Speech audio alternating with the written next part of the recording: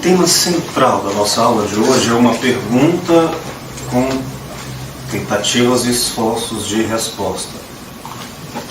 Pergunta simples, básica. Quem somos nós? Simples, né? Na dúvida, procure o Google. Quem sou eu? Pergunta para o Google. É claro que existe ao longo da história do pensamento humano milhões de respostas. Não só das mais geniais e convincentes, até as incomunicáveis e tão íntimas para cada pessoa. Mesmo assim, a pergunta se refaz depois de demoradas convicções de respostas. É como se a resposta fosse o refazimento da pergunta, vez ou outra. E o faremos de novo agora. E o faremos através da filosofia clínica, apenas como uma das respostas possíveis à questão. Como a filosofia clínica tenta entender quem é uma pessoa? A primeira resposta é de caráter ético. Ou seja, importa mais cuidar, respeitar, aproximar, acolher, ter amor pela presença do outro ou de si mesmo, bom dia, querido, à vontade, do que defender uma opinião de verdade, seja ela qual for. Em outros termos,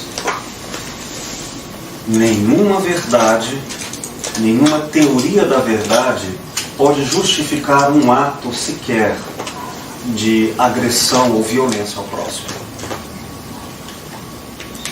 Isso seria uma defesa acadêmica inaceitável na clínica, que é um espaço de amorosidade, de carinho, né? Especialmente diante das dores e dos sofrimentos. Quando as pessoas em estado de crise, de revisão, estados limites de situações na vida, se perguntam com diferentes formulações de palavras algo como isso: e agora? Quem sou eu?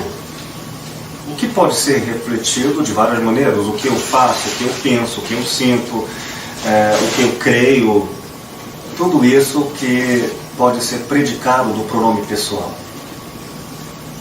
Bom, um dos filósofos muito caros para nós na filosofia clínica é chamado Emmanuel Levinas, um dos mais importantes filósofos da contemporaneidade, judeu, e que escreveu, como muitos judeus escreveram, sobre, ou melhor, a partir do fenômeno terrível que tivemos do nazismo, que apesar da sua tragédia por si mesmo, nos motivou a rever nossas verdades. Como fomos capazes de, com tanto conhecimento, nos destruir muito mais que nos fazer bem, seja lá qual for o sentido de bem, algo entendido reciprocamente. Então Levinas percebe que nenhuma verdade é mais importante, ou pode ser mais importante, do que o cuidar. Esse é um filósofo do cuidar. E é, portanto, um dos mais importantes e caros na nossa pesquisa e formação bibliográfica. Bom dia. Tem aqui sim os cadeirinhos também bem confortáveis. E uma das palavras, um dos termos, uma das ideias muito caras para Levinas é a hospitalidade. Tratar o outro como um hóspede. De duas maneiras. Se você vai ao mundo da outra pessoa, não pode ser o dono daquele espaço do eu dele. Você tem que chegar lá, se for convidado, um hóspede. E ter todos os cuidados que um hóspede precisa. E se acolher alguém pela escuta, por qualquer justificativa, ao seu mundo, também não pode dominá-lo. Deve acolhê-lo como um hóspede. Um hóspede significa aquele que mantém uma distância necessária para a aproximação. É um paradoxo necessário. É muito comum que nós confundamos uns com os outros pelo que temos em comum, não indo ao outro por crer, supor que ele é igual ao que eu penso, sinto no meu mundo. Assim, o que nos aproxima é reconhecer a nossa diferença. Diferença que nem sempre é visível, nem sempre é fácil e muitas vezes é confundida. Uma diferença tão radical, quer dizer que vai à raiz desse respeito ao próximo, significa um profundo não saber e não julgar. Porque qualquer afirmação de verdade que tenha um ponto final, conclusivo e inalterável, chamado dogma, mata essa hospitalidade. O outro se torna posse, predicado do nosso julgamento. Então, para que a gente tenha uma atitude filosófica autêntica diante do outro, é muito importante um exercício contínuo, reiterado, difícil de não saber. Nesse sentido, em termos acadêmicos, a ética é anterior à epistemologia. O cuidar é anterior às teorias de verdade.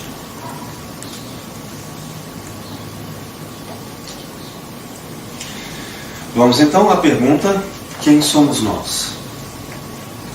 E para responder no campo da ética, da alteridade e nas metodologias que a filosofia clínica nos apresenta, na tarefa terapêutica de cuidar, nós precisaremos de marcadores epistemológicos. Marcadores são registros de localização existencial do outro, signos, são categorias, demarcações conceituais que deixam claro a diferença entre o eu e o hóspede. Por exemplo, se eu disser que esta mão é minha, então eu tenho que fazer em algum momento uma delimitação conceitual até onde é a minha mão. Senão o mundo inteiro vira a minha mão. Agora imagina pessoas morando juntos e de quem é a toalha, de quem é a cama. Imagina em uma casa cuja água que vem ao cano e que dá de beber às pessoas, de quem é essa água? Se ela é anterior à casa ou se ela é da pessoa porque é casa, como a dizer, essa água é minha, eu gasto como quiser. Observem que o limite entre uma ideia e outra ideia, entre o ser e o não ser, é um conceito. Então, entre o eu e o você, entre você e outro, entre o eu e o não eu, é preciso passar uma linha de inteligência chamada conceito, uma linha limítrofe. Mas ela não é clara, não é fixa e não é uma verdade pressuposta. Porque essa linha vai se alterar profundamente ao longo do desenvolvimento e despertar e fluxos de indas e vindas da consciência. Portanto, a resposta adequada a quem somos nós é, por enquanto, diante das observações, da compreensão do meu estado de consciência, eu digo que você é assim, que eu sou assado. Digo que eu próprio, neste momento, sou um, amanhã posso ser diferente ou variações. O que nós teremos enquanto conhecimento de quem somos nós são, portanto, referências apenas de aproximação. Para essa aproximação ao mundo do outro, Levinas estabelece um conceito chamado rosto. Rosto conceitual. Não é a cara, efetivamente. Nariz, olhos e tudo. Mas é essa impressão digital que temos assim, o conceito, né, de único, em cada rosto, em cada olhar. Então implica eu tenho que olhar para você para saber quem é você, quem é o outro. Ao olhar para o outro, o rosto é uma porta de entrada para o infinito. Porque nem esse outro pode ser dono de si mesmo e dizer quem ele é. E a qualquer momento ele vai se redefinir. Então, quem é o outro? A resposta é um infinito.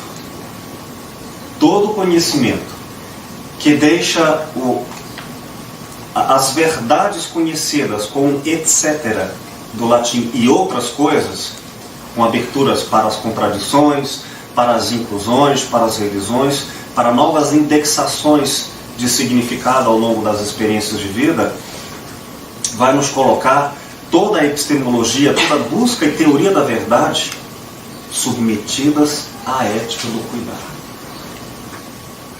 Então, no trabalho da clínica, que é o estado de cuidar em qualquer momento, tá? Na relação com o outro. Se você perceber que as suas opiniões ou posturas estão ferindo, violentando, retirando o outro da casa dele próprio, está desabitando, desabrigando o outro, deixando desprotegido e com um estado de abandono ou sofrimento desnecessários, nós temos que recuar. E isso nós vamos fazer o tempo todo. Porque inevitavelmente nós invadiremos o espaço uns dos outros.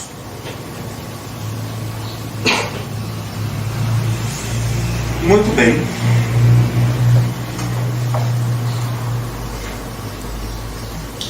Nós vamos usar, em nossa metodologia da clínica, duas referências teóricas. Dois registros filosóficos essenciais para a investigação e a aproximação ética de cuidar do outro. Vou colocar aqui. Penso que vocês acompanham um certo roteiro. Não consegui ver aqui para vocês entender. Não, mas cadê os artigos que você comprou para ver isso? Tá aí. Cadê ele?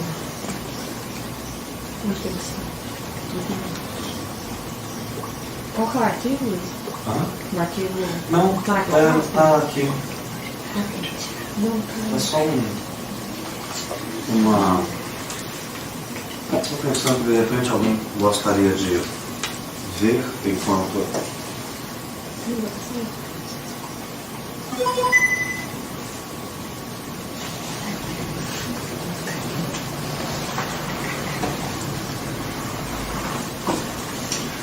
Will, isso é um artigo ou é parte do livro?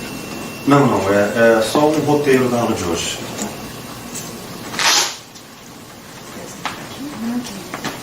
Bom, então vamos lá. Esses dois registros que nós vamos estudar, que nós vamos conhecer como um método filosófico de cuidar do outro, de conhecer e cuidar, cuidar e conhecer, são chamados, de um lado, estrutura de pensamento, e de outro,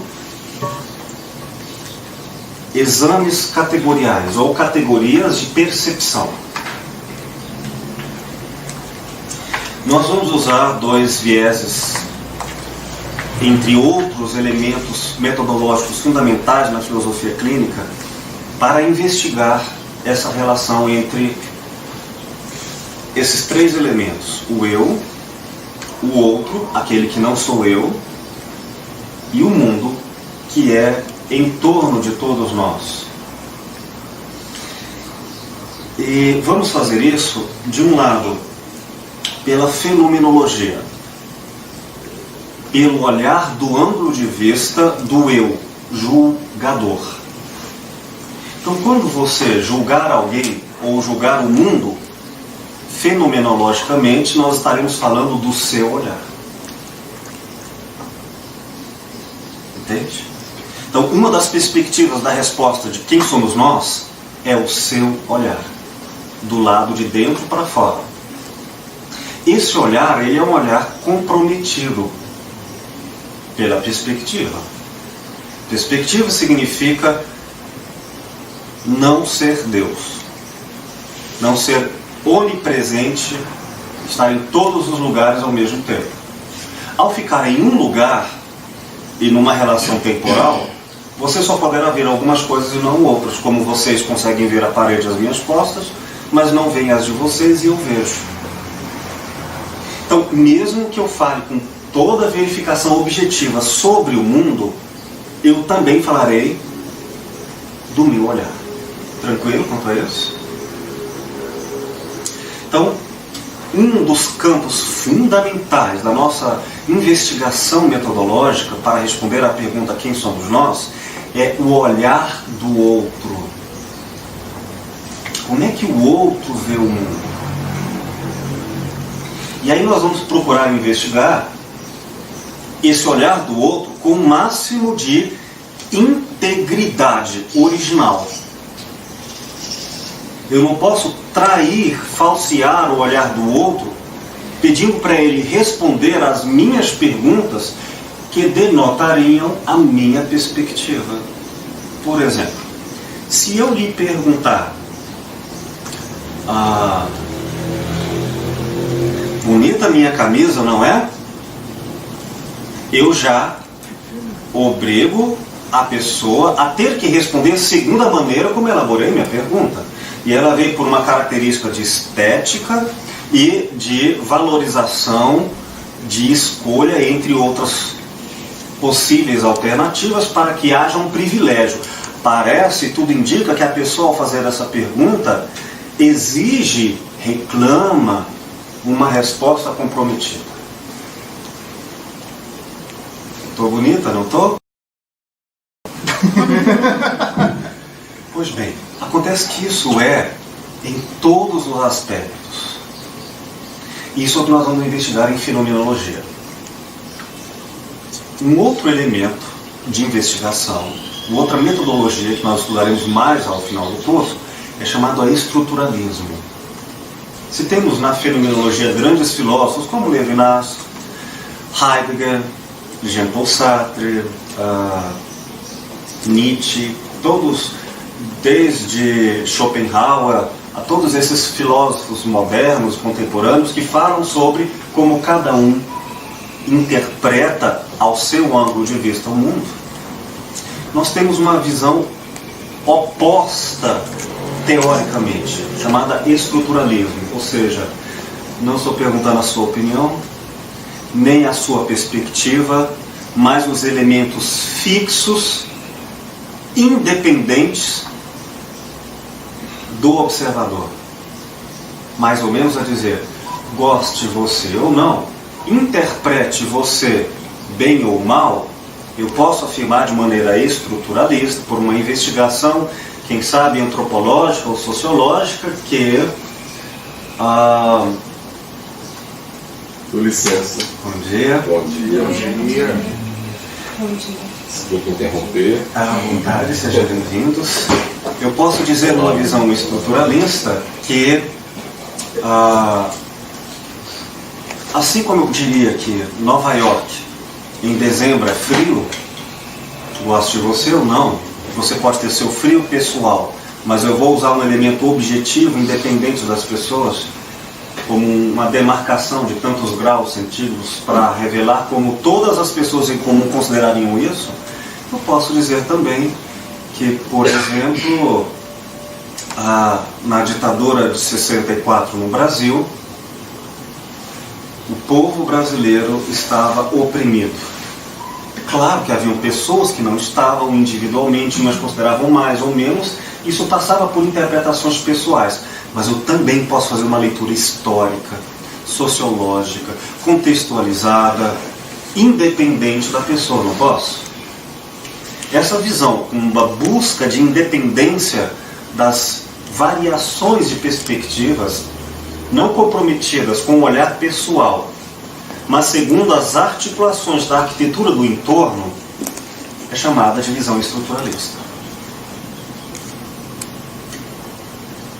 Só que em filosofia clínica nós não faremos nem só fenomenologia, nem só estruturalismo, mas os dois ao mesmo tempo.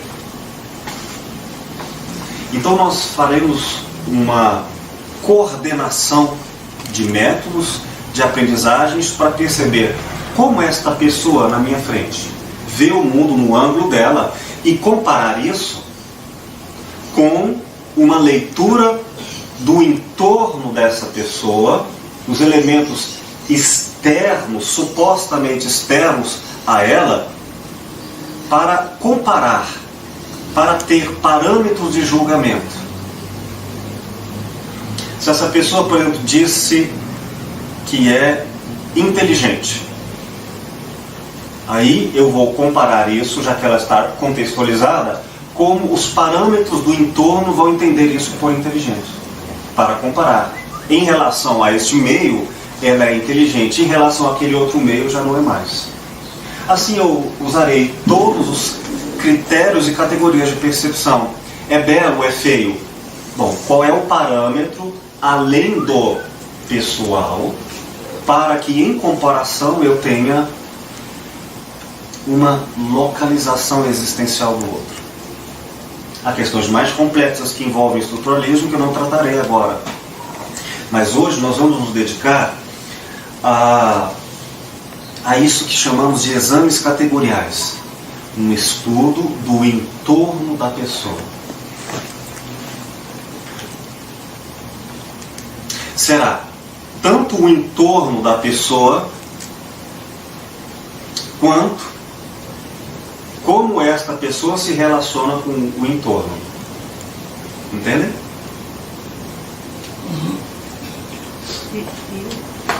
Sim, querido. O estruturalismo, assim, fora da filosofia clínica, ele vê só a questão desse entorno, desse parâmetro, ou ele respeita a individualidade dentro disso? Sempre há respeito à individualidade, mas entendida como em referência ou dentro, somente conhecida dentro de uma estrutura. Se você não tiver a estrutura, você não alcança o indivíduo, na visão do estruturalismo. Ou seja, o homem é um ser cultural, o homem é um ser histórico, o homem é um ser engajado. E, em certo sentido, vamos citar Marx aqui para dizer, se você conhecer as estruturas econômicas, você vai conhecer o indivíduo, não o oposto. Então são as estruturas que marcam a localização existencial do sujeito em particular. É de fora para dentro, por assim dizer, numa forma comparativa de explicação, do que na fenomenologia, que é de dentro para fora. Então nós vamos tentar hoje casar esse olhar de dentro para fora e de fora para dentro, mas com privilégio de atenção do olhar de fora para dentro. Bom? A relação do estruturalismo com a vizinhança? Ao final do nosso curso aqui, nós falaremos sobre matemática simbólica, que é uma investigação a partir, gravemente, do estruturalismo. Que aí nós localizaremos na pessoa que características em sua consciência que ela vincula no mundo. E se eu conseguir registrar mais ou menos assim, com um exemplo bem simplificado, se eu localizar assim, Luiz, imagine os momentos da sua vida em que você foi, ou você mesmo definido, vamos supor que isso tenha sido autêntico, mais feliz da sua vida. Aí nós vamos verificar como você via esse mundo naquela época. Anotar essas características do seu olhar. E vamos ver lá, do lado de fora, já que você vai ver este mundo, como era este mundo que estava próximo a você no seu olhar. Por exemplo, Nós temos aqui uma mesa com muitos elementos. Copos, a própria mesa de madeira, temos alimentos. Aí se você falar, os momentos mais felizes da minha vida, eu tinha caneca e café por perto. Se eu localizar aqui nos elementos externos, que aí não pertence a uma pessoa, mas uma cultura, uma sociedade, a um padrão de existência coletiva, que essa pessoa, o modo dela estar no mundo no melhor teoricamente possível para ela, tem uma região fora dela, no mundo, mais adequada, então a terapêutica seria orientar essa pessoa para ter essas vizinhanças o mais próxima possível, permanente e sustentada. Só que essas vizinhanças serão ao mesmo tempo estruturais. Por exemplo, tem gente que gosta de São Paulo, mas aí vai morar em Mozarlândia. Nossa Senhora. Aí, por mais que subjetivamente ela fique bem, porque ela gosta de cinema, ela gosta de culturas e tudo mais, por mais que subjetivamente você dê o melhor disso, é o entorno no qual ela se sente deslocada. E aí vem a pergunta se é possível ajustar o olhar da pessoa às coisas vistas em torno dela com a melhor terapêutica possível de ajudar a pessoa a potencializar o seu estado de ser no mundo. Entende? Mas isso é uma questão mais complexa que a gente, nessa turma, não vai trabalhar nela agora. Ficará mais para o final. Ainda bem, né? Porque levar a pessoa para Mozarlândia ninguém merece. Muito bem. Bom, então nós vamos usar dois marcos, dois elementos teóricos de investigação de quem somos nós. Um é chamado de estrutura de pensamento, que nós não vamos estudar hoje. Mas é basicamente aquelas características predominantes em você que você não pode retirar você mesmo em autodefinição. Não é o único critério, mas é um elemento de definição importante, que você mesmo não tiraria essa qualidade de você sem se perder. É engraçado que eu estava pensando justamente isso. Olhar a estrutura do outro, pensei, mas vai desestruturar completamente a pessoa se aquela época que ela viveu, que você disse que ela foi feliz, eu olhar aquilo lá e não achar pontos discordantes com a situação dela. Vamos trabalhar isso.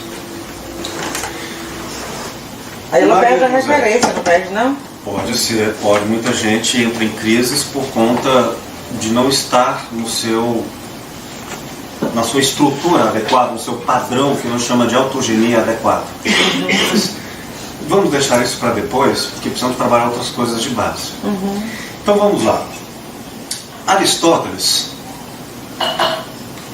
considera como substância de algo aquilo que é essencial para a definição dela. Isso é substancial, isso é a substância, isso é a essência dele. Seria radical demais afirmar uma verdade eterna e para sempre, alguma coisa dessa natureza sobre alguém. Para dizer, fulano gosta de amarelo, e isso é a substância, é a essência dela. Então se ela deixar de gostar de amarelo, ela vai deixar de ser quem ela é. Então talvez isso não seja substancial. Aristóteles chamou essa variação do que pode ser descartável sem alterar o ser de categoria chamada de acidente. Então isso é acidental. Em filosofia clínica, vamos chamar, por exemplo, de elementos na estrutura de pensamento singular de cada pessoa, de aspectos determinantes, aspectos importantes e aspectos insignificantes ou de muito pouco valor existencial. Então vamos observar que cada pessoa tem definições que, se tirar isso dela, você tem outra pessoa, mas ela mesma não tem. Se você tirar isso dela, se ameaçar essas questões que são fundamentais, a definição dela, ao longo, investigar essa definição, então nós teremos a desestruturação da pessoa. Ela terá crises, ela terá insustentabilidade de se ser.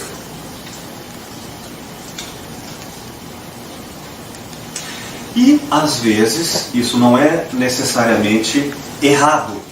Isso não é necessariamente ruim em termos de julgamento. Porque a vida, às vezes, pode, por uma crise, exigir redefinições. A pessoa ela está tão sustentada em um chão, uma religião, um casamento, um trabalho, uma certa fisicalidade do corpo em termos de aparência social, e que vem uma alteração na vida que tira isso que era determinante, que a pessoa não conseguia se ver sem aquilo. Essa pessoa vai ter uma crise de identidade, de existência tão grande que será algo próximo ao caos.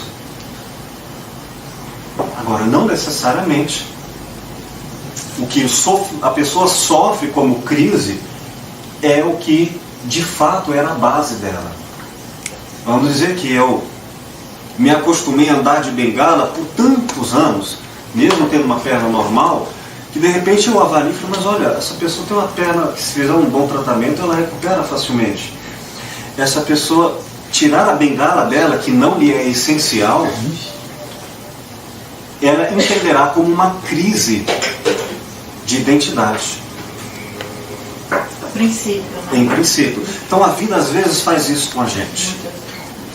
Os gregos chamavam essa situação, que eu interpreto no campo da filosofia clínica, de tragédia, que não é uma maldição, uma reclamação da vida, é apenas uma situação em que a vida nos pede redefinições profundas da existência, da auto-identidade no mundo. Que pode ser transitório ou não, depende da pessoa. De como ela encara isso. De alguma maneira, a maior parte das pessoas que estão em crise, à procura de terapia no campo da filosofia clínica, se reconhece como sendo alguém cujos elementos determinantes ou importantes da estrutura de pensamento dela foram afetados, abalados, enfraquecidos, numa relação provavelmente não hospitaleira com os outros, consigo mesmo e com o mundo. Quando a gente, por exemplo, se aproxima muito de alguém por amizade, por erotismo, por familiaridade, e acaba não tratando essa presença do outro, sagrada e respeitosa, com hospitalidade. Aí a gente acaba tentando modificar o outro para ficar mais confortável às nossas carências, usando o outro como objetos das nossas carências. E se isso acontece depois de um tempo, e talvez até com uma certa profundidade, o outro começa a ter sintomas de desestruturação da identidade. É claro que isso vai acontecer como dor de cabeça, problemas de memória, sofrimento sem saber porquê, vontade de chorar, ou rir em demasia, certos desconfortos na vida. Você está falando do outro, é a pessoa que está à procura da terapia. Como pode ser o próprio filósofo clínico, terapeuta, no seu momento enquanto terapeutizado, enquanto partilhante de outro colega ou de si mesmo.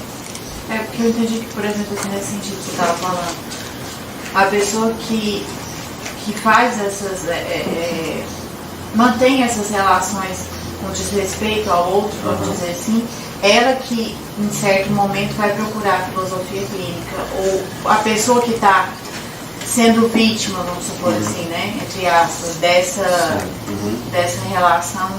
Alienação. Exatamente. Ela também pode procurar. Claro. Isso é uma das condições, não necessariamente a única. Bom, então estrutura de pensamento são todos os elementos que serão substanciais e acidentais de uma pessoa. nós vamos investigar a pessoa, conhecê-la com muito respeito, para saber o que é substancial dessa pessoa, que se eu retirar, ela se desestrutura, e que eu também, se eu cuidar disso, ela se estrutura muito mais, considerando que cada um terá seu próprio eixo de gravitação dos elementos importantes determinantes, e, portanto, de maneira bem relativa, o que pode estruturar você pode não estruturar outro. E às vezes os elementos que estruturam uma pessoa não estruturam quem está perto dela. E muitas vezes essas pessoas, por mais que queiram ficar uma próxima das outras, devem se afastar, sobre o risco de a aproximação ser desestruturante para ambos. São elementos que veremos depois. Bom,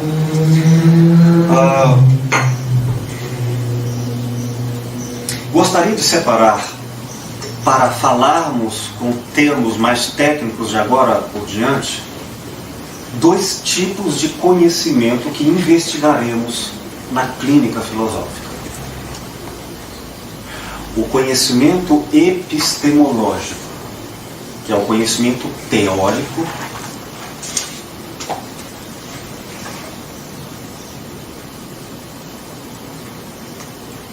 e o conhecimento empírico ou psicológico.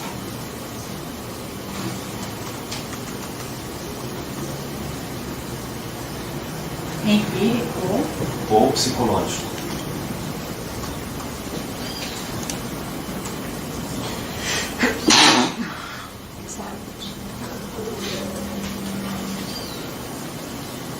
empírico ou psicológico, que é o conhecimento?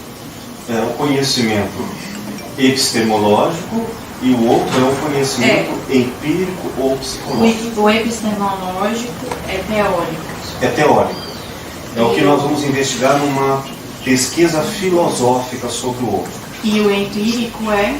O empírico ou psicológico é aquele que advém da vivência única de cada pessoa. Então vamos caracterizar esses dois tipos de conhecimento.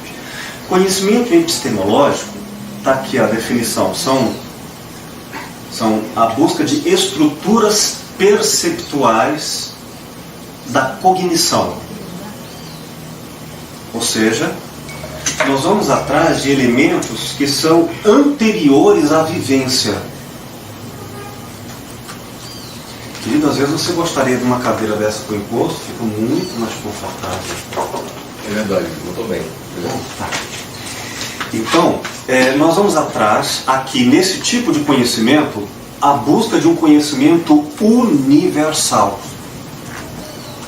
Não é individual.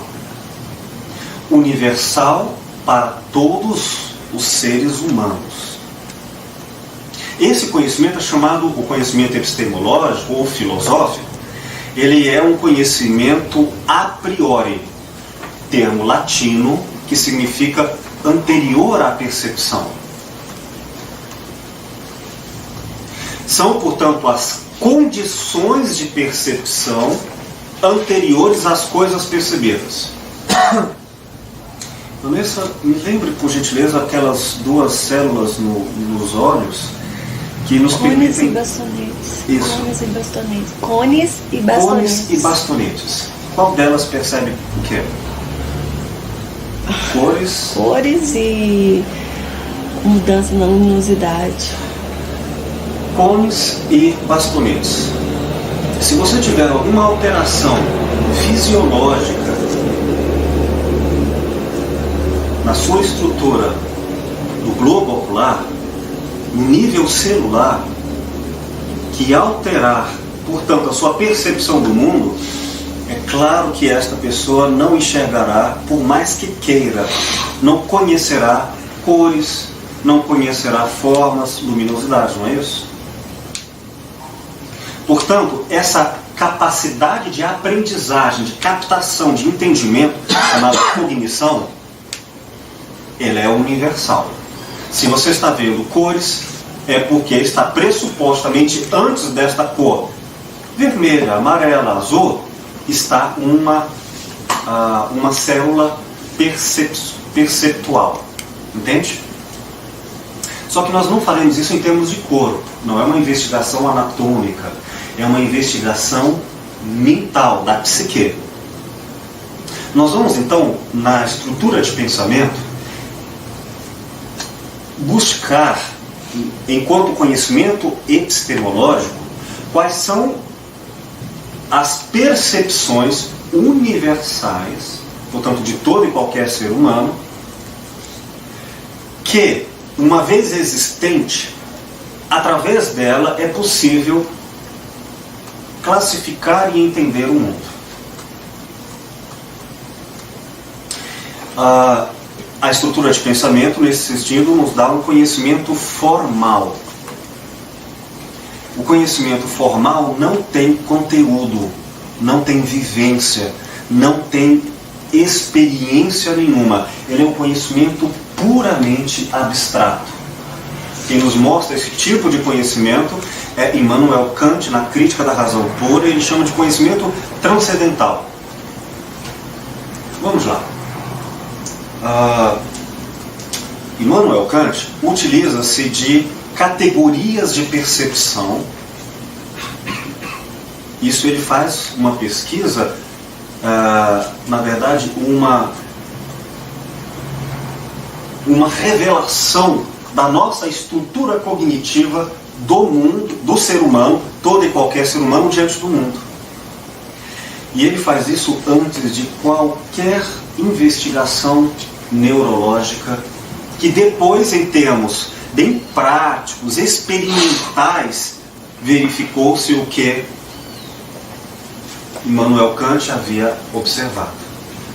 Nós não percebemos o mundo porque queremos, mas porque temos capacidades percepcionais. Nós vamos estudar essas capacidades percepcionais de todo e qualquer ser humano, e depois vamos ver como cada um percebe nas chamadas vivências psicológicas ou empíricas da experiência de cada um. Então, por exemplo,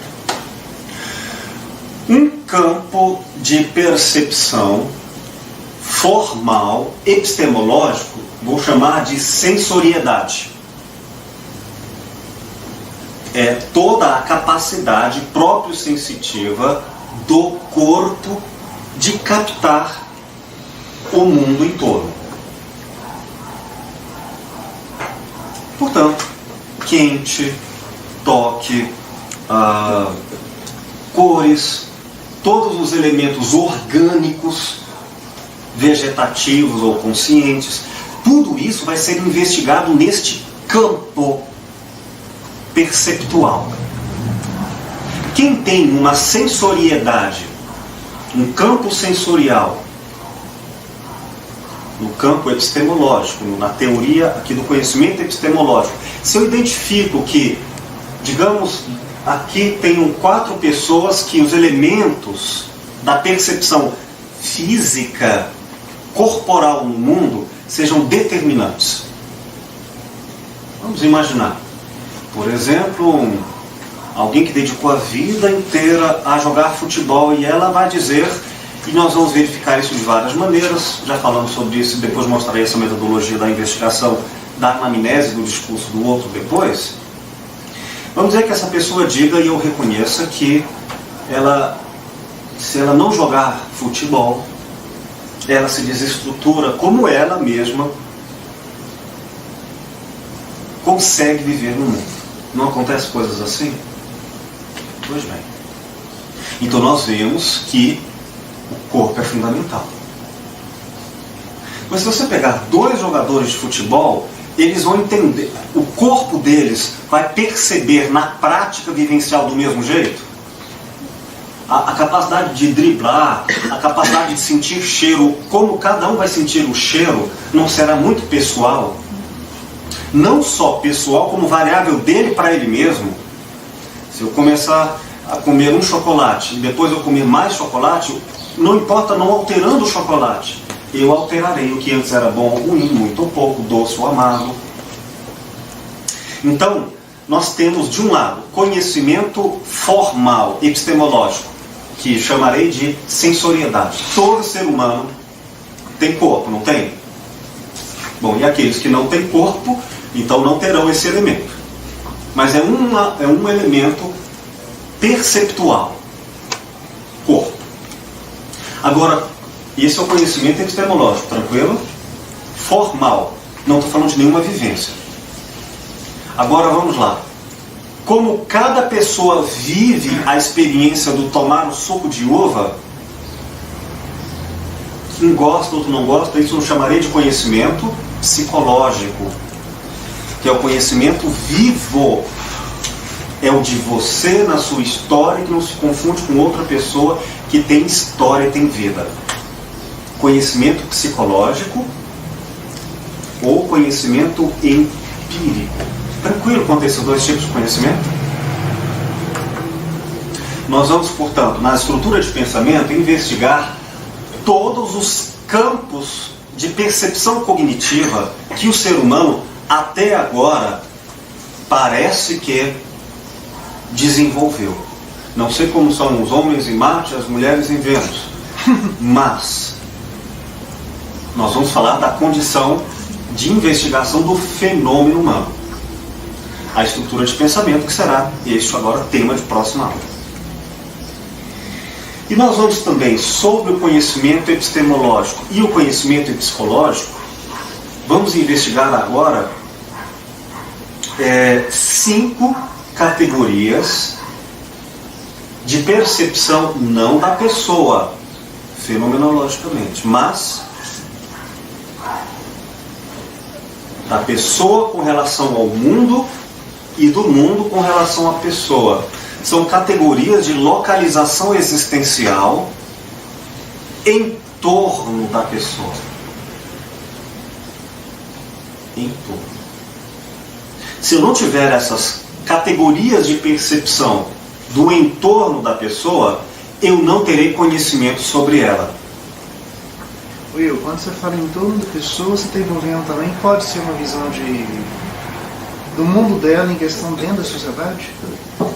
Do mundo dela, de maneira subjetiva, não seria o caso. Mas sim, do lado de fora, como esta pessoa se situou com esse elemento externo. Na verdade, nós não conseguiremos separar muito claramente o que é dentro e o que é fora. Não na pessoa, mas em outras pessoas. Por exemplo, você me diz que mora em Goiânia. Sim. Bom, o que isso quer dizer, no seu mundo, na sua interpretação, pode variar De acordo com para outras pessoas. Agora, se eu localizo outras pessoas que dizem morar em Goiânia, eu posso comparar a sua interpretação com uma coisa que é independente da sua e que é comum a todas. Goiânia existe. Não é só sua. É sua com Goiânia enquanto entorno. Então nós vamos comparar a pessoa enquanto visão de mundo dela com o entorno dela. Nesta comparação a gente vai poder aproximar da resposta quem somos nós. São marcos conceituais de localização existencial do outro. Observem que são mapas. Nós vamos fazer um mapeamento da psique do outro, ou de nós mesmos, né? Se eu olhar para mim mesmo, eu serei outro no meu julgamento. Eu vou mapear a consciência e a psique do ser humano, do indivíduo em particular, mas muito claramente sabendo que o mapa não é o território original. O mapa, que é o conhecimento formal que eu tenho sobre ele, não é ele. Não, aproximação. É uma forma inteligente de Perspectiva. aproximação. Exato. É uma perspectiva. E fala uma coisa, por exemplo, muito importante, determinante na sua vida, que se tirar isso não é você. Por exemplo. Nossa. Isso. Eu preciso muito, assim, do meu espaço, entendeu? Da minha individualidade. Eu preciso muito ser respeitada. Esse apego, ele me, entendeu? Afasta. Apego excessivo. Mas eu acho que isso Tudo bem. Observem que a fala dela é muito ampla, muito abstrata, a gente não sabe bem o que ela quer dizer. Né? Ela usou termos muito amplos. O que isso quer dizer não me dá, por mais que eu seja amorosamente ouvinte da sua fala, eu não localizo você. Porque se a pessoa diz, eu sou mãe, o que eu tenho de conhecimento desta mãe diferente de outra mãe para localizá-la individualmente? Ainda não tenho nada. Sabe por quê? Porque me faltam 5 categorias de localização. Quais são? Assunto, circunstância, que é a história que esse assunto envolve, lugar, tempo e relação, os elementos importantes dessa história que envolvem um assunto determinante. São esses: Tempo e relação. assunto, circunstância, lugar, tempo e relações. Esse aí é o determinante. Não, isso são categorias de percepção que nós como seres humanos temos, e que se nós tivermos um conhecimento do outro e que não forem localizados nestas categorias, nós teremos não a pessoa em contexto, nós teremos frases dispersas, confusas e misturadas com quaisquer outras interpretações possíveis. Will. Sim. Mas assim, se eu fosse interpretar o que ela disse, na minha santa ignorância, eu diria que ela falou de algo externo, de coisas que os outros impõem a ela, que seria aprisioná-la em determinado espaço ou em determinada circunstância. A mim me deu também essa impressão. Só que nós vamos usar um conhecimento muito sutil, porque ainda que isso seja verdadeiro, o que isso quer dizer também não me dá muita coisa sobre ela. E provavelmente vai falar muito mais sobre o que eu também vivi semelhante a isso, e neste ponto eu não estarei falando dela, estarei falando de mim, e a confusão pode aumentar. Só que se nem ela mesma sabe explicar direito, Então, é justamente eu o que não eu vou tô falando. substituir a explicação dela pela minha. O que eu vou fazer é usar esses marcos de aproximação para ter um conhecimento mais adequado dela.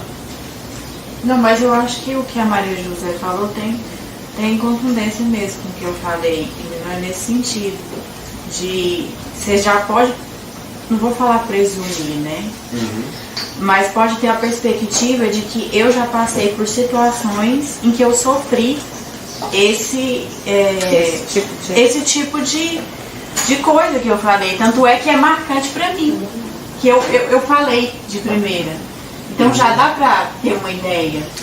Eu acho que não dá pra desprezar isso. Não é assim que pode até ser geral, mas é uma coisa que diz muito. Porque é a primeira coisa que a pessoa falou. Entendeu? Então diz demais. Querida, Diz que ela já passou por situações e aquilo foi marcante para ela. ainda estamos num conhecimento muito amplo. Não, eu entendo, mas eu tô falando assim, a princípio, e eu acredito que se eu fosse trabalhar nessa área, né, se eu for trabalhar, eu acho que não poderia desprezar. Não, nada é desprezado. Não pode desprezar. Porque... Não, nada é desprezado. Só que nós temos que separar até que ponto essa interpretação é válida. Mas é lógico que é válida. Para a pessoa é válida. Agora eu não sei para análise da filosofia clínica, mas é muito válida. Tanto é que não é válida nesse sentido, olha só. Conhecimento psicológico e conhecimento epistemológico. Do ponto de vista epistemológico, qual a garantia que eu tenho em termos de verificação, de validade do conhecimento de que isso é verdade? Porque a própria pessoa, ao ser sincera, não quer dizer que é verdadeira consigo mesma. Entende? Imagine uma... Mas naquela circunstância em que ela emitiu essa opinião, é a verdade para ela. Tá, ela pode acreditar nisso, mas isso pode não corresponder à estrutura de pensamento dela mais profunda do que a primeira impressão dela sobre si mesma. O fato de que você seja sincera com você não quer dizer que isso é um elemento determinante. Sabe aquele menino que acha assim que se ele não comer o chocolate ele vai morrer? E ele está sendo sincero. Mas o fato de ser sincero não é determinante como ele imagina. O fato de ele acreditar profundamente e sofrer com isso não me dá conhecimento para justificar que isso é assim como ele próprio acredita. Esses determinantes eles são mutáveis, entendeu? São mutáveis. São mutáveis a partir do momento em que a gente é muito complexo e mutável, né? Então é complicado. Por razão, por mais esta razão, é que nós não vamos emitir um julgamento antecipado, por mais que ele me pareça confortável. Will, mas não podemos, já que você está no caso dela, que presumir que esse fenômeno gerou um trauma na vida dela? Não. Eu posso pensar qualquer coisa, mas isso não é conhecimento. Há uma diferença entre opinião e conhecimento. Isso não vai ser levado em conta pelo que você está falando. Tudo é levado em conta como elemento de aproximação. Mas quanto mais a verdade vai sendo investigada, mais certas aparências que pareciam determinantes serão insignificantes, pareciam substanciais são acidentais, e outras que pareciam acidentais revelam-se na investigação substanciais. Só quero apenas argumentar com você que opinião própria não é conhecimento próprio. E que nós nos enganamos muito sobre nós mesmos e sobre os outros. Mas tudo é acolhido, independente da verdade, com afeto. Tô achando que eu vou terminar esse curso totalmente diferente. Não, mas assim, a gente vai terminar. Eu te garanto duas coisas. Muito conceito muda. Muda, né? Na prática muda. Agora, sem mentir, sem antes de fazermos o intervalo, eu gostaria apenas de mostrar três níveis diferentes, igualmente importantes, mas diferentes de julgamento à pergunta: quem somos nós? Uma, como está sendo dito ali, cujas respostas são presumidas ou pressupostas. Ou, nos termos da hermenêutica de Hans Georg Gadamer, são pré-julgamentos, pré-juízos que não são seus. Por mais que você os defenda como seus, são anteriores a você, são prévios. E que você, sem se dar conta, se vale deles como sendo seu. Por exemplo, a língua em que você fala, ou que você pensa. Esta, por mais que você diga é minha língua, não é sua. Antes, ela existia. Portanto, quando você já nasce nessa língua, você aprende a olhar o mundo com esta forma de pensar. Isso pode acontecer sobre vários aspectos, corporais, culturais, elementos de diferentes naturezas. Acontece que tudo que herdamos do mundo não é puramente herdado. Por mais que todos nós tenhamos recebido influência, vamos supor, porque nascemos em Goiânia no século XX e, portanto, temos uma época já pressuposta de tanto conhecimento, já da Revolução Sexual, da Revolução Marxista, já passamos com tanto conhecimento que já está pronto.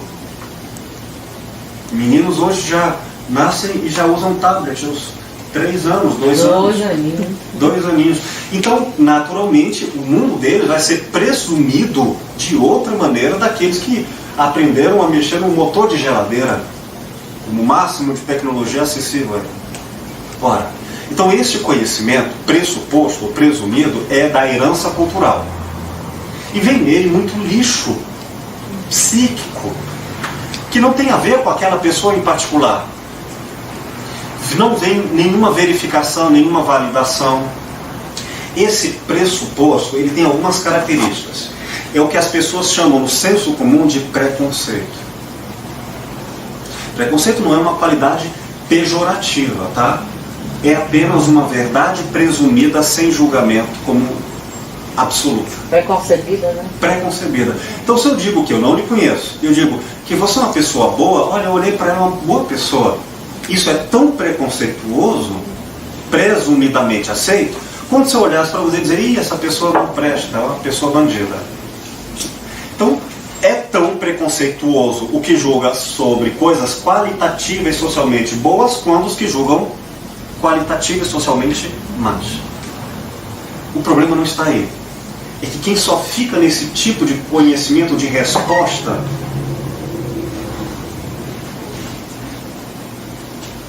está num campo de julgamentos muito autoritários, arbitrários superficiais. E supervisionados por essa cultura que acaba mandando nela, pensando por ela e conduzindo o seu modo de ser, né? É medíocre, né? Embora nem tudo o que é presumido seja ruim, Claro. mas muita coisa ruim. Né? Não tem jeito de não ter uma influência do Não meio, tem. né? Por isso não é um defeito. Um grande exemplo de um pré-julgamento que não é ruim, ele é considerado uma das melhores ferramentas da criatividade. Aliás, a principal, que é você adiar o julgamento.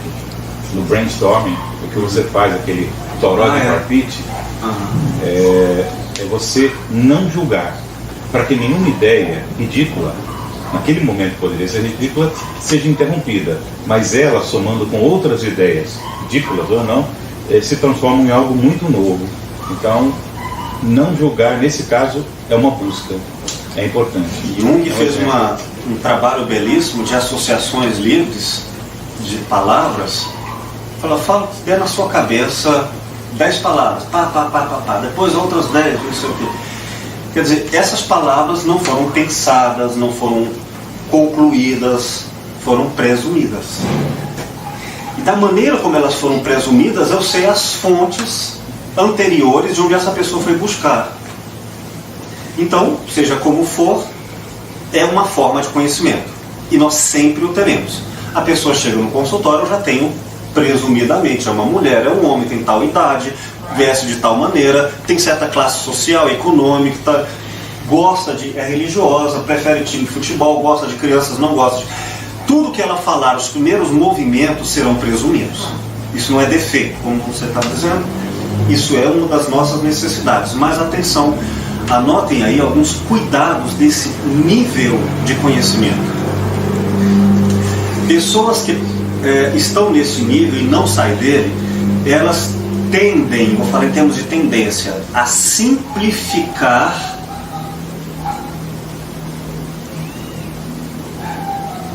e falsear o conhecimento.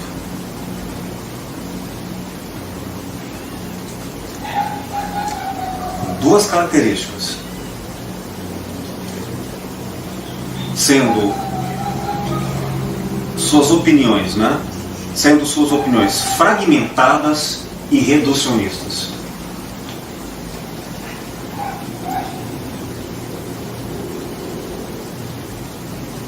A pessoa chega no consultório e diz assim, não, porque, você sabe, né, doutor, tem dois tipos de mulheres, aquelas que isso e aquelas que aquilo.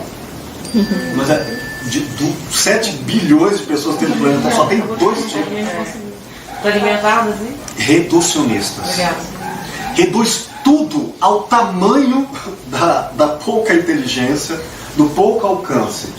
Como essa pessoa não consegue lidar com respeito às diferenças, ou seja, meu Deus, cada pessoa é uma, então eu vou ter que começar a tarefa de conhecer a pessoa de novo a cada dia? Deus me livre. É tipo muita também, coisa. só tem homem que não presta. Tipo isso, né? Homem só mudou o nome. Então, Homem só muda de endereço. reduzir tudo a algo que facilite o entendimento, mas falseia.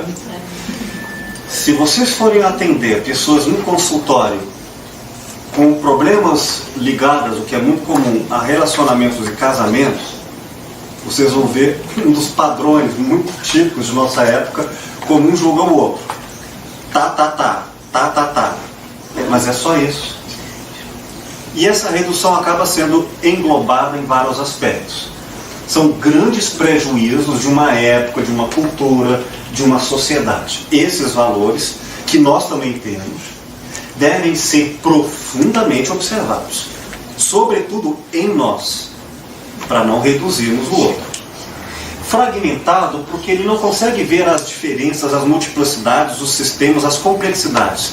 Então, quando vocês encontrarem esses tipos de julgamento, olha, isso aqui é uma visão presumida, ela não está falando por ela, mas através dela uma cultura está falando, ela está apenas herdando.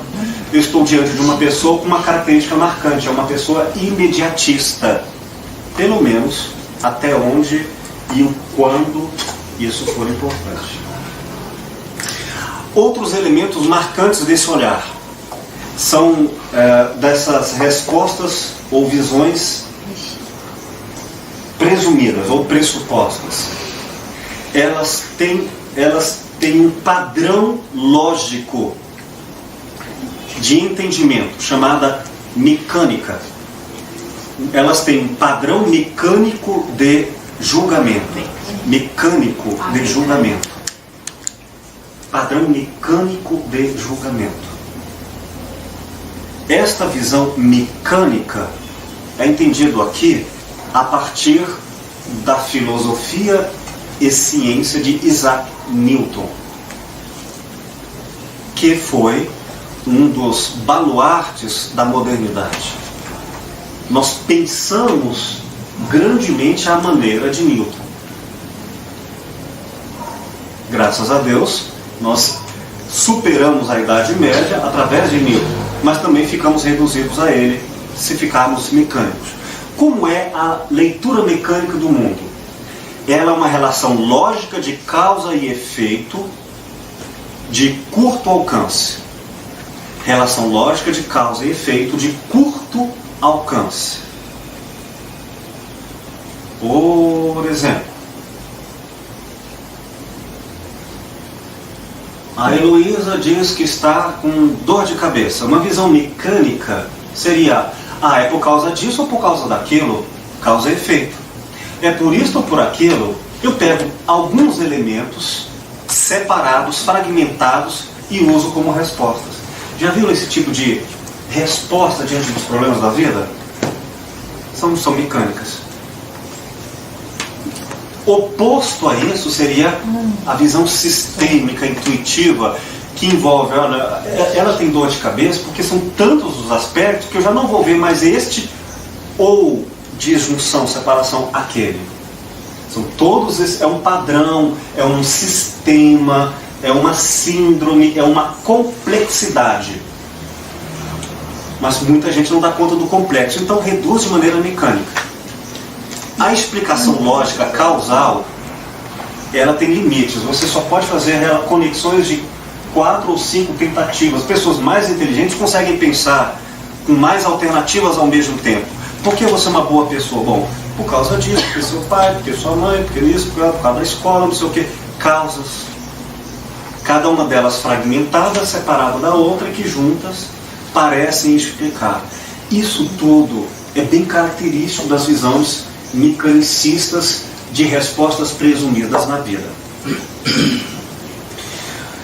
É muito natural que no consultório as pessoas chegam pensando dessa maneira. Então, acreditar nelas é antes um ato de afeto do que de conhecimento. Will, ainda no caso da menina, fica uma ação. Daniela. Eu estava pensando aqui enquanto você fala, né? Não poderia aquela série de frases de Sócrates: homem, conheça-te a ti mesmo. Se o paciente é uma pessoa que conheça a si mesmo, e ele chegar e disser: eu sou assim, sou assado, aí como que eu vou lidar com ele? Mesmo essa questão, ele está errado, mesmo ele se conhecendo profundamente? Não, mas a gente... Vamos imaginar que a gente encontra um sábio, e ele vai nos dar muita facilidade no nosso trabalho de investigação para ajudá-lo. o trabalho, o outro não é passivo.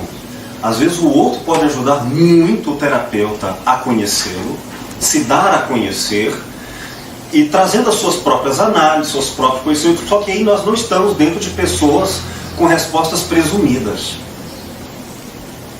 Mas geralmente não é o que acontece. Mesmo uma pessoa dessa vai descobrir outros aspectos. Isso Não, vai com ao certeza. infinito. É uma busca Infinito. incessante, até mesmo os sábios é uma busca incessante. Alguns já não têm mais essa busca, tem outras as características, mas em termos de verdade não há ponto final. Pode haver silêncio como resposta, né?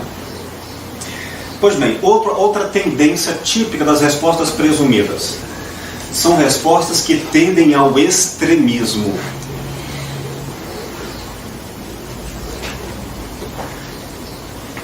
Então nós vamos localizar nesse padrão de resposta, de entendimento, basicamente elas uma espécie de fixação ao extremo. Ou é tudo ou é nada. Ou você me ama ou me odeia. E funcionam como uma força pendular. Sabe? Ou você é o mocinho ou é o bandido. E reproduzem nos seus julgamentos um maniqueísmo, que é a visão filosófica medieval de que existem extremos opostos e a vida é radicada neles. O certo, o errado, o bem, o mal e nada mais. Não tem o meio termo. Então, as pessoas que estão nesses padrões de julgamento, elas separam quem é certo, quem é errado, deixam a linha muito clara, muito separada. E podem fazer isso consigo mesmos, né? Com relação a eu errei lá no passado, agora estou certo, eu era um bêbado, agora conheci Jesus. Enfim, só que o fato de estarem no extremo, pela lei do pêndulo e pela força mecânica do pensar, acreditem, elas estão, quanto mais a um extremo, próximas do seu oposto. Então o Batman, que quer matar todos os bandidos, ele acaba tendo que se tornar um bandido. Então aqueles puritanos absolutamente isentos na autoimagem de quaisquer defeitos, acabam se aproximando profundamente do quê? Dos que julgam e condenam, os impuros. Sem piedade, né? Então, tendência ao extremismo. E aqui é uma coisa muito comum na nossa época e também em nós.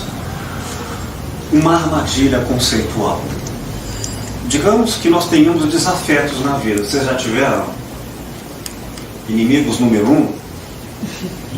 Essa pessoa que você vai acusar, fulano me maltratou, não sei o quê, papapá. Alguém que lhe machuca.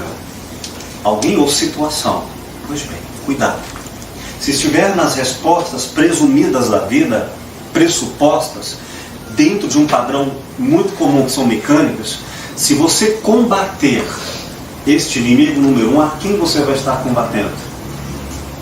A mim mesmo. A si mesmo. Portanto, é minha interpretação de outros, somada a outras leituras, da expressão cristã de uma ética extraordinária, dar a outra face. Não há como ir contra aquele que está lhe agredindo. Porque se ficar muito próximo no esforço de chegar ao outro para combatê-lo, você está indo ao mundo dele. Portanto, acaba perdendo em algum momento a tese do lugar hipoteticamente bom para lá. O que você faz? Se afasta. Então, se alguém fala mal de você, reclama e você revida, neste momento você se aproxima dela. É claro que eu posso me defender, não é disso que eu estou me referindo, mas é não me vincular ao outro com uma tendência de oposição ao extremo. Ao se colocar como um pêndulo, quanto mais vai para a esquerda, mais força você vai à direita. No julgamento, no comportamento, nos valores, como uma resposta presumidamente comum. De uma forma ampla, essa primeira forma de responder quem somos nós, é o que nós vamos chamar de senso comum. É a visão, senso, é entendimento muito comum que as pessoas têm. Não quer dizer que sejam elas. E isso não tem nada a ver com a verdade que se descobre. Por mais forte que seja, não é o autêntico do outro. Nem revela as profundidades das tramas que se dão nas relações em que essa pessoa está no mundo. É uma pessoa cujo conhecimento consigo com o mundo é alta, como dizer, os termos ficam confusos, muito falso, equivocado de si mesmo. Então, gente, se a pessoa chorar, rir, com todas essas características, não é por isso que devemos nelas crer em termos de conhecimento epistemológico. Elas fazem parte da investigação. É um conhecimento psicológico. É uma primeira impressão. Agora vamos à resposta, a segunda resposta. Categoria de respostas, não as pressupostas, mas as supostas. Vamos falar dos conhecimentos supostos. Esse aqui foram... Pressupostos. Pressupostos é em um estado de consciência letárgica, bovina, inconsciente, né? Que abandona a responsabilidade de pensar e deixa que o meio lhe conduza. Nas respostas supostas, nós temos hipóteses. Nós estamos diante de uma investigação científica.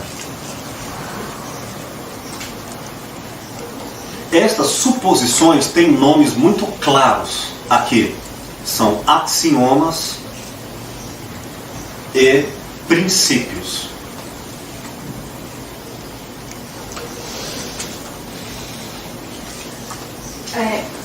Por exemplo, a pessoa pode chegar no consultório de filosofia clínica, sair uma queixa assim, específica, querendo autoconhecimento, simplesmente? Claro, pode tudo. Não, eu quero Sim, claro. me conhecer mais e melhor, entendeu? Tem pessoas que não vão porque estão em crise ou sofrendo, mas porque querem Evoluir. mais ainda, né? Querem mais ainda. Bom, axiomas são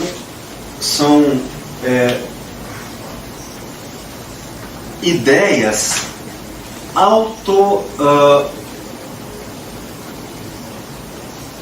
auto-verdadeiras.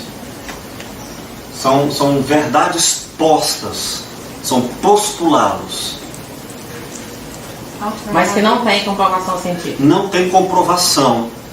Você parte delas como um princípio, uma visão, uma perspectiva.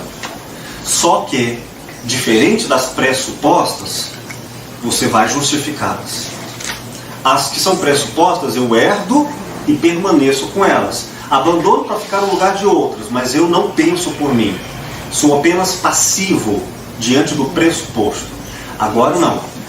Eu vou pressupor alguma coisa, mas vou investigar para saber se isso é verdade. Por exemplo, aqui nós estamos diante do conhecimento filosófico e científico, de investigação.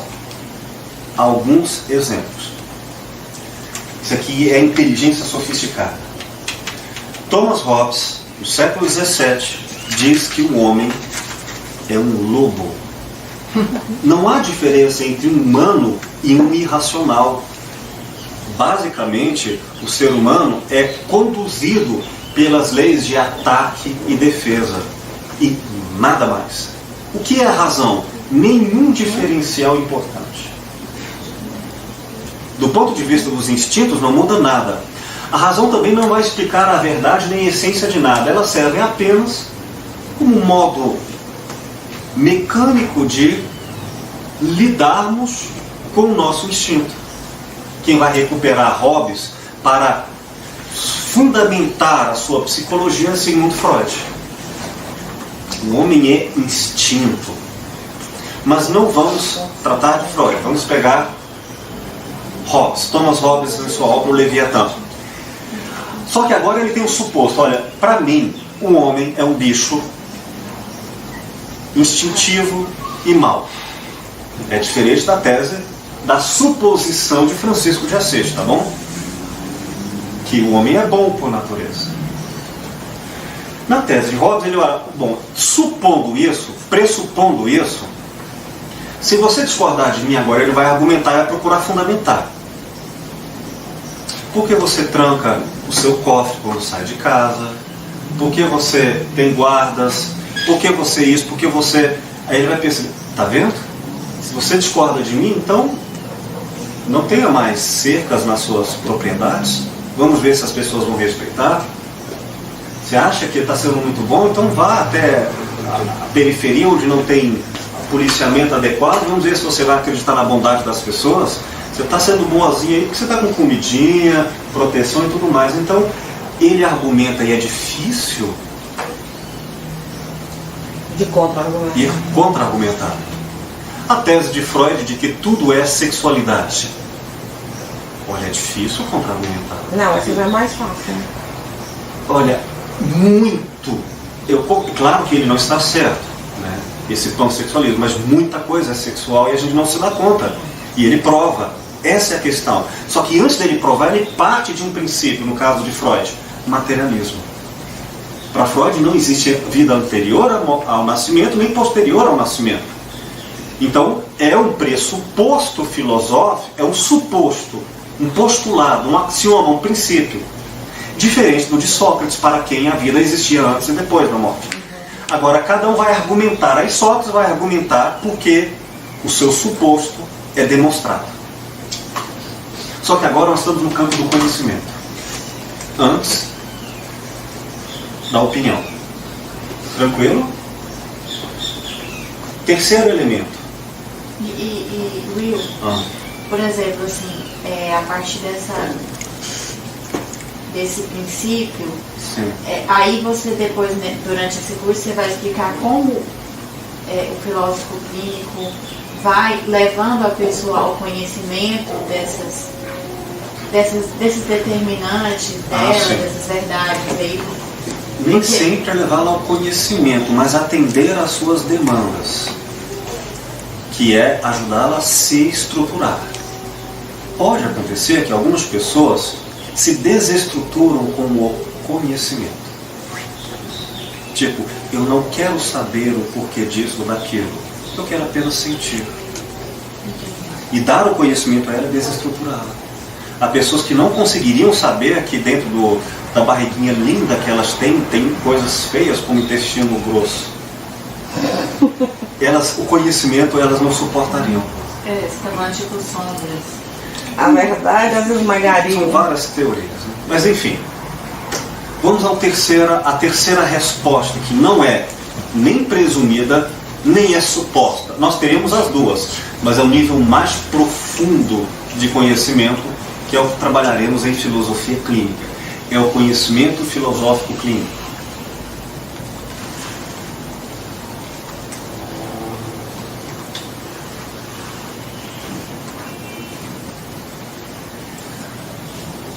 O conhecimento filosófico clínico, a resposta filosófico-clínica à pergunta: quem somos nós?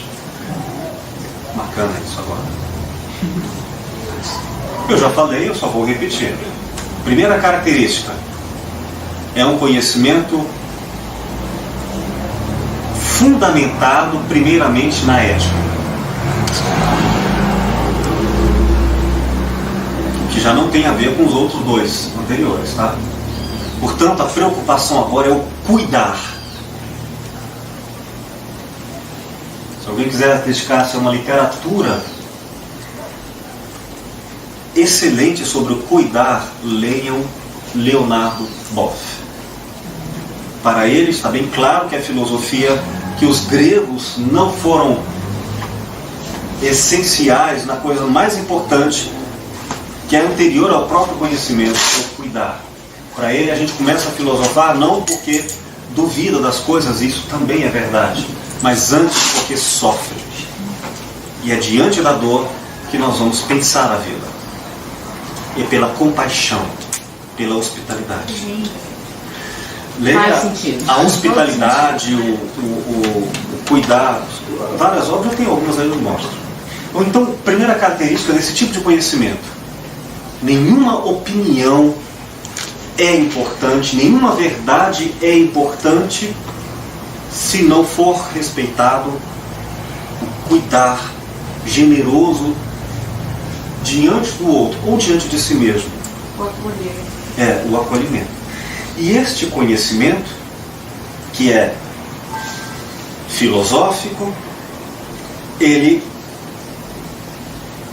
será feito com marcadores teóricos de localização existencial, que vão, primeiro, do conhecimento formal para, 2, o conhecimento informal. Que vão, primeiro, do conhecimento epistemológico para, 2, o conhecimento psicológico. Vamos imaginar que você está tomando suco de uva, não é isso? Aí, ao longo da sua história de vida, eu vejo como você gosta de suco de uva. Não, de sucos.